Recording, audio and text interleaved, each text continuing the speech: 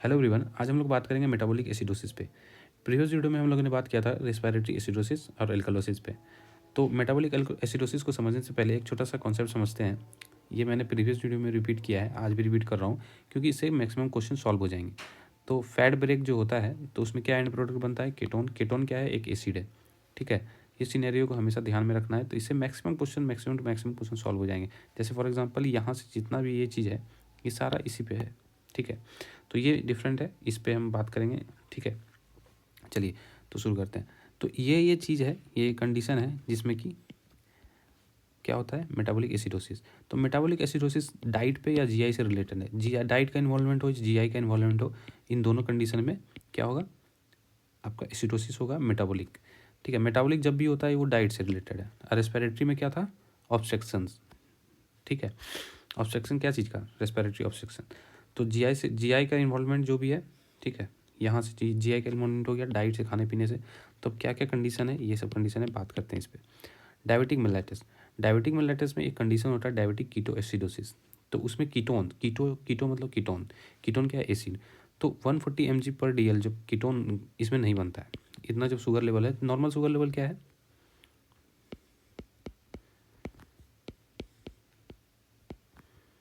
जिसको हम लोग ब्लड ग्लूकोज लेवल भी कहते हैं, ये है 70 से 99 mg/dl।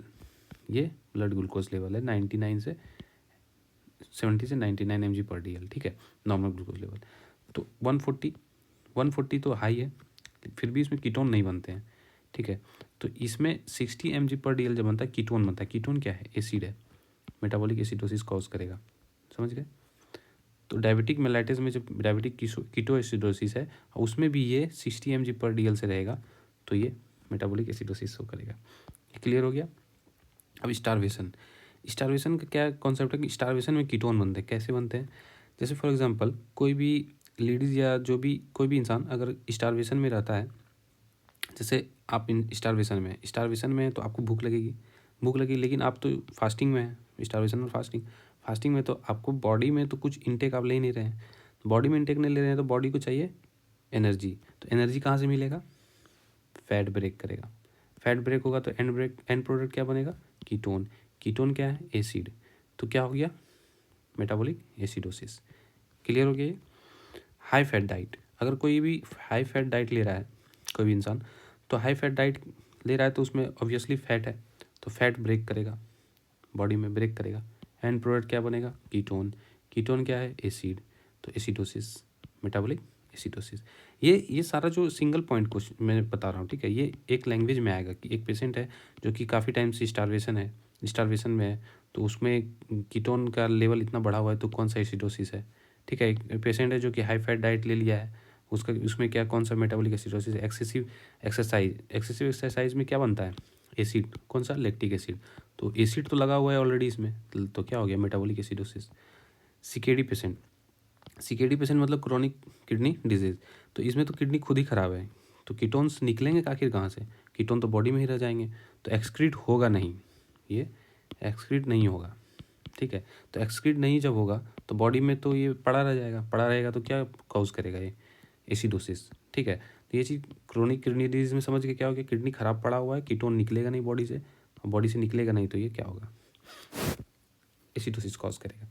तो एक मतलब स्टेटमेंट क्वेश्चन, ये सब सारा स्टेटमेंट क्वेश्चन है, मैं सिंगल लाइनर में बता रहा हूँ। ये सारा स्टेटमेंट, जैसे फॉर एग्जांपल बोलेगा कि एक प्रोटीन एनर्जी माल न्यूट्रिशन चाइल्ड है। ठीक है, तो ये चाइल्ड अगर इमरजेंसी में एडमिट हुआ है तो इसमें कौन सा एसिड बेस बैलेंस होने का चांस है? ठीक है, ये बोलेगा। तो क्वेश्चन में ऑप्शन में आपको खुद मिल जाएगा। इसमें सारा, इसमें क्या है? डाइट से रिलेटेड प्रोटीन एनर्जी माइट्रोजन, मतलब स्टारवेशन में है वो। स्टारवेशन में है तो क्या हो गया? इसको एनर्जी चाहिए, तो ये जरूर है कि इसका फैट ब्रेक हो रहा होगा, और ये क्या होगा? एंड प्रोडक्ट कीटोन बन रहा है तो एसिड हो गया, तो मेटाबॉलिक एसिडोसिस। ठीक है, ऐसे मतलब स्टेटमेंट क्वेश्चन इसमें आते हैं। ठीक है, एक क्वेश्चन हर एग्जाम में मिल ही जाएगा आपको। अब ये तो क्लियर हो गया। देखिए, ये छोटा सा कॉन्सेप्ट से इतना सारा सब क्लियर हो गया। ठीक है, तो अब छोटा सा यहाँ पे भी एक कॉन्सेप्ट की बात करते हैं जो प्रीवियस वीडियो में मैंने डिस्कस भी किया है, कि आप देखिए यहाँ से ये लाइन खींच रहे हैं, ये जो कंटेंट है इसमें स्टोमक इंक्लूड है, ठीक है। मतलब ड्यूडेनम, आप ऐसे समझें कि ड्यूडेनम जो है, ड्यूडेनम से कोई भी पार्ट नीचे जो आ रहा है, ड्यूडेनम, ड्यूडेनम, इलियम, ये जो डी जे आई जो है उससे नीचे कोई भी पार्ट है, ये तो ड्यूडेनम से क्या है, इंटेस्टाइन का पार्ट स्टार्टिंग है, ठीक है। इंटेस्टाइन का पार्ट जब स्टार्ट है तो यहाँ से क्या है, अल्कलाइन नेचर है। ये क्या है,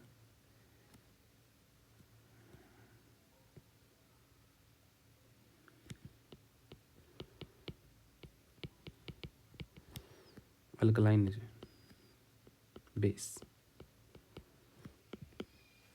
और ये जो है, ये कंटेंट स्टोमक के जितना ऊपर है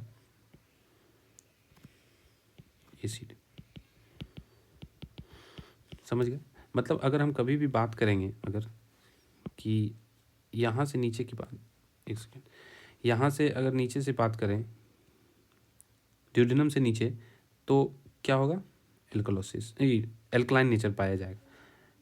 मेटाबॉलिक में इसमें आपका स्टोमक में जो है आपका हमेशा आपको पता होगा HCl पाया जाता है, तो वो एसिड है, तो ऑब्वियसली वो एसिड होगा। तो अब हम बात करते हैं कि यहाँ मान लीजिए कि फॉर एग्जांपल कि यहाँ पे HCl पड़ा हुआ है, ठीक है। अगर HCl को यहाँ से निकाल दें, वॉमिटिंग हो रहा है फॉर एग्जांपल, निकल रहा है, तो निकलते निकलते HCl तो यहाँ ख़त्म हो गया, बचा क्या बॉडी में, पूरा का पूरा ये क्या है, एल्कलाइन, तो होगा एल्कलोसिस। जो रिमेनिंग बच रहा है बॉडी में वो डिसऑर्डर हो जाएगा। फॉर एग्जांपल डायरिया हो रहा है किसी को, डायरिया हो रहा है लॉन्ग टाइम के लिए डायरिया हो रहा है, बहुत सारा एपिसोड हो गया, ठीक है, 20 से 25, 10, 15, 20, जो भी प्रोलॉन्ग टाइम के लिए डायरिया हो रहा है, तो उसमें क्या होगा, इलेक्ट्रोलाइट इम्बैलेंस बैलेंस होगा, वो बात की बात है। पहले क्या होगा कि एल्कलाइन जितना भी है सारा चीज़ ड्रेन हो जाएगा, तो बचा क्या, एसिड, तो ये क्या कॉज करेगा, मेटाबॉलिक एसिडोसिस। मेटाबॉलिक क्यों, जीआई का इन्वॉल्वमेंट है, समझिए बात को। तो अब हम लोग देखिए इसको, मैंने इसे ब्लैक कर दिया है, इसमें सारा आंसर लिखा हुआ पीछे में। तो पहले हम लोग डिस्कस करेंगे इसमें हो क्या रहा है। देखिए ये डायरिया के केस है, डायरिया में क्या होगा, इसमें सारा ये स्टेटमेंट क्वेश्चन है, मैं सिंगल लाइन में इसमें लिख दिया हूँ। इसमें जैसे एस्पिरिन का है, एस्पिरिन में बोलेगा कि एक patient admitted with aspirin overdose, तो उसमें कौन सा एसिड बेस इम्बैलेंस होगा, ऐसे होता है। हाइपरएमिसिस ग्रेविडारम के बारे में डिस्कस कर लिया, उसमें इनिशियल स्टेज प्रोलॉन्ग टाइम में क्या क्या होता है अभी बात करेंगे। तो डायरिया में क्या होता है, डायरिया में बात करते हैं, तो डायरिया में क्या हो रहा है, डायरिया हो रहा है, तो डायरिया हो जाएगा तो क्या होगा, HCl बचेगा, तो कौन सा एसिड बेस बैलेंस होगा, बताइए, मेटाबॉलिक एसिडोसिस। क्यों, क्योंकि एसिड बच रहा है बॉडी में, क्या बच रहा है, एसिड, ठीक है ना। तो अब वॉमिटिंग, जब वॉमिटिंग करेगा वो, कोई भी वॉमिटिंग प्रोलॉन्ग टाइम के लिए, ये सब सीवियर कंडीशन है, ठीक है। हम लोग जितने भी बात कर रहे हैं ये सब सारा सीवियर कंडीशन है, क्योंकि ये ब्लड ग्लूकोज लेवल नॉर्मल थोड़ी है, ये भी नॉर्मल नहीं है, सीवियर कंडीशन है। स्टारवेशन मतलब प्रोलॉन्ग टाइम से स्टारवेशन में, हाई फैट डाइट मतलब ओवरडोज ले लिया, हाई फैट, एक्सेसिव एक्सरसाइज मतलब बहुत ज़्यादा एक्सरसाइज, CKD मतलब क्रोनिक कंडीशन है, ये बहुत लंबे समय से चलते आ रहा है, ये किडनी फेल है, समझ रहे बात को। तो ये लंबा समय से सब चीज़ चलता आ रहा है, ऐसा नहीं कि एक वॉमिटिंग हो गया तो एसिडोसिस डिसऑर्डर हो गया, ऐसा नहीं, ये प्रोलॉन्ग टाइम है, सारा स्टेटमेंट क्वेश्चन है।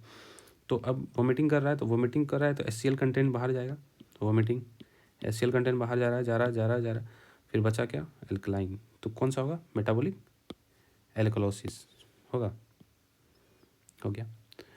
अब दूसरी बात करते हैं, इलियोस्टोमी। अब देखिए इलियोस्टोमी क्या है, इलियम पे, अगर इलियम पे एक स्टोमी बना दे, देखिए स्टोमी का मतलब होता है ओपनिंग, स्टोमी, ये ओपनिंग जो है, ये एक बैग है, ये स्टोमी बैग है, इसमें स्टूल जो है स्टोर रहता है, ठीक है। फिर इसको टाइम टू टाइम इसको खाली करना पड़ता है, इसको एक नर्सिंग मैनेजमेंट हमेशा इसको दिया जाता है ताकि ये रेड रहे, इसकी फर्दर हम लोग कभी बात करेंगे आएगा, तो ये रेड रहे, ये हमेशा मॉइस्ट रहे, इसका हमेशा केयर करना पड़ता है, ड्रेसिंग करना पड़ता है, ये इसका एक फिनोमिना है, ठीक है। अब बात करते हैं, तो इलियोस्टोमी, इलियम पे अगर कोई स्टोमी कर दिए हैं तो यहाँ से क्या निकल रहा है, इलियम पे निकल रहा है, क्या निकल रहा है, एल्कलाइन, बचा क्या, एसिड, तो ये कौन सा कंडीशन हो जाएगा, एसिडोसिस।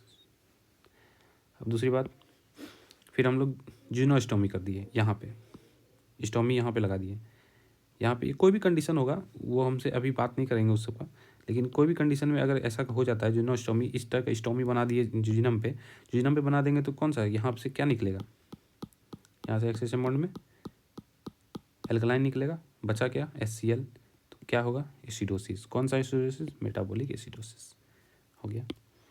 अब दूसरी बात करते हैं गैस्ट्रोस्टोमी इसको ध्यान से देखिए। गैस्ट्रोस्टोमी क्या होता है, गैस्ट्रो मतलब होता है पेट, स्टोमक, गैस्ट्रो, तो गैस्ट्रोस्टोमी कर दिया मतलब पेट पे स्टोमी बना दिया इस तरह का स्टोमी मतलब, तो यहाँ से क्या निकल रहा है, एसिड निकल रहा है, बचा क्या बेस, तो ये क्या हो जाएगा मेटाबॉलिक, बताइए एल्कलोसिस होगा। मेटाबॉलिक एल्कलोसिस हम लोग अलग से पढ़ेंगे, ठीक है, मेटाबॉलिक एल्कलोसिस हम लोग अलग से भी पढ़ेंगे, लेकिन इस कंडीशन में समझाने के लिए मैंने इसको यहाँ लाया ताकि आप लोग समझे, क्लियर हो कॉन्सेप्ट, ठीक है। उसको वहाँ अलग बताते तो फिर क्लियर नहीं होता। तो ये फिर मेटाबॉलिक एल्कलोसिस हो रहा है, मेटाबॉलिक एल्कलोसिस है यहाँ पे। मेटाबॉलिक एसिडोसिस में हम एल्कलोसिस इसलिए इंक्लूड किए ताकि आप समझ पाए, आप समझ पा रहे होंगे हम क्या बोलना चाह रहे हैं। तो अब दूसरी बात, अब एस्पिरिन, अब देखिए एस्पिरिन एक इंपॉर्टेंट पार्ट है। एस्पिरिन जो चलता है ये एंटी कोगुलेंट है, ठीक है, ये ब्लड पतला करता है ये एस्पिरिन। तो एस्पिरिन में क्या है कि एस्पिरिन का कंपोनेंट क्या है, एसिटाइल सिलिसिलिक एसिड। आप लोग गूगल कीजिएगा या फिर लिख देता हूँ यहाँ पे,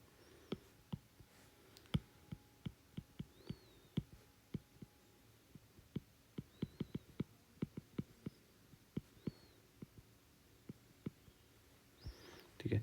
एसिटाइल सिलिसिलिक एसिड, इसमें क्या है, इसका कंपोजिशन क्या है, कंपोजिशन है एसिड।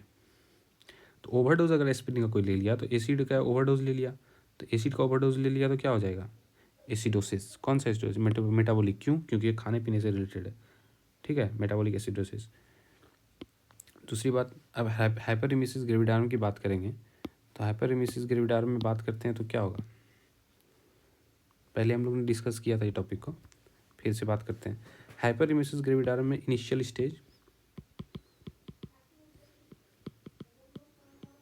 प्रोलॉन्ग स्टेज,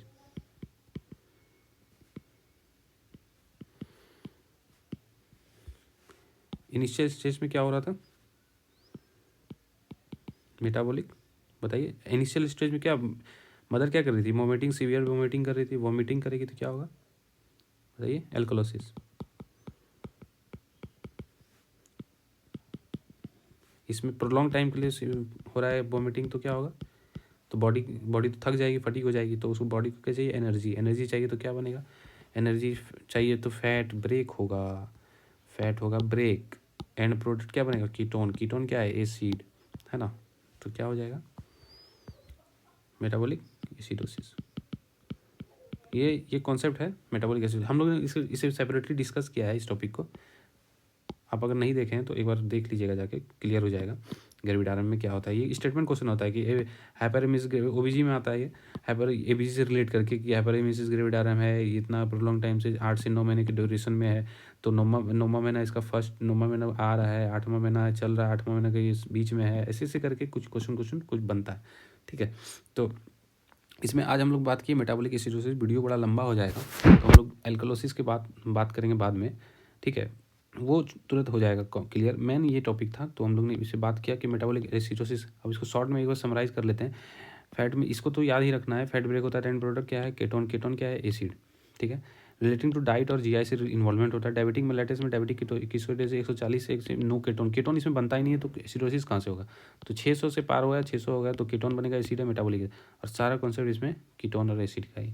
और ये इलियोस्टोमी, ये जिनोस्टोमी, ये सब जो है कॉन्सेप्ट इससे रिलेटेड है, ये कॉन्सेप्ट को आप हमेशा ध्यान में रखिएगा। और ये कॉन्सेप्ट बस, इसमें मेटाबॉलिक एसिडोसिस खत्म कहानी। कोई भी स्टेटमेंट आप घुमा दे, इसको याद कीजिएगा, इसको याद कीजिएगा, खत्म कहानी हो जाएगा, ठीक है। चलिए, होप आप लोग को समझ में आया होगा। नेक्स्ट वीडियो में हम लोग बात करेंगे मेटाबॉलिक एल्कोलोसिस। Thank you.